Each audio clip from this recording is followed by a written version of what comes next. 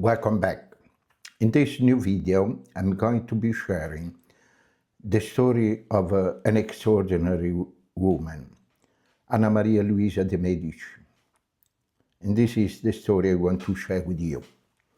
If Florence still has the Uffizi, the Pitti Palace, the Medici collection, still, many of the treasure visitors cross the world to see today, one woman deserves more credit than almost anyone else.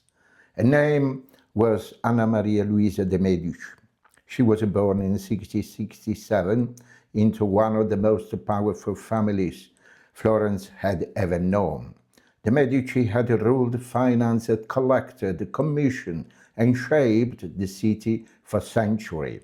Their money helped create churches, palaces, libraries, chapels, paintings, sculptures, and the entire world of beauty.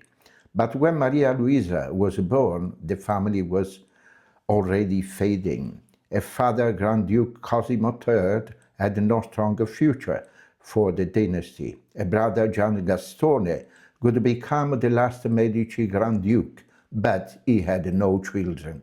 Slowly, painfully, it became clear that the Medici line was coming to an end. Maria Luisa was married to John Wilmot, Elector Palatine, and sent away to Düsseldorf. She lived far from Florence, surrounded by court life, music, art, and politics, but she never stopped belonging to Florence. When her husband died, she returned home, and what she found was dangerous.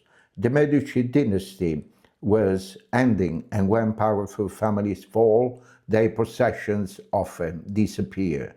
Paintings are sold, sculptures are moved, libraries are divided, palaces are emptied. Masterpieces that once belonged to one city can suddenly end up in foreign countries.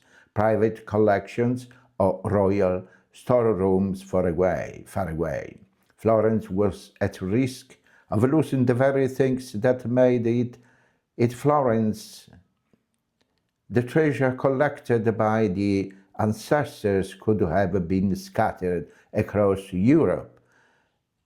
Botticelli, Michelangelo, Raphael, Titian, ancient sculpture, rare manuscripts, jewels, scientific instruments, and a generation of a Medici collection could have left the city forever. Anna Maria Luisa understood this better than anyone else.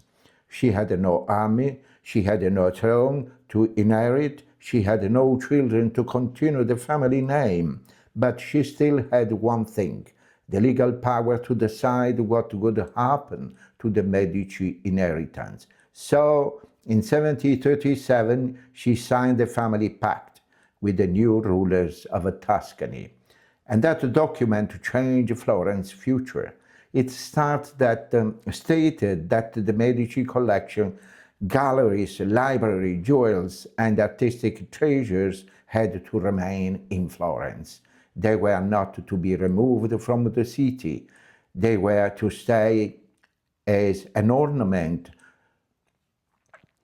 to the state for the benefit of the public and to attract the curiosity of foreigners.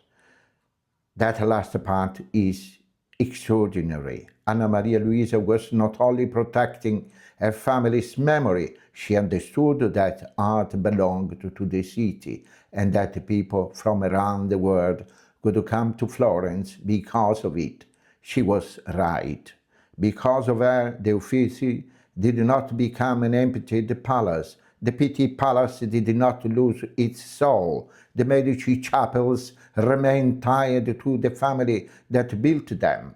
Florence kept the artistic inheritance that still defines it today. When Anna Maria Luisa died in 1743, the Medici dynasty ended, but her decision survived. Every time someone stands in the Uffizi in front of a Botticelli Primavera, every time someone walks through the Pitti Palace, every time someone visits the Medici chapel, they are seeing part of what she protected. Florence is famous for many men: Cosimo, Lorenzo, Michelangelo, Brunelleschi, Leonardo, but one woman made sure its masterpieces stay here.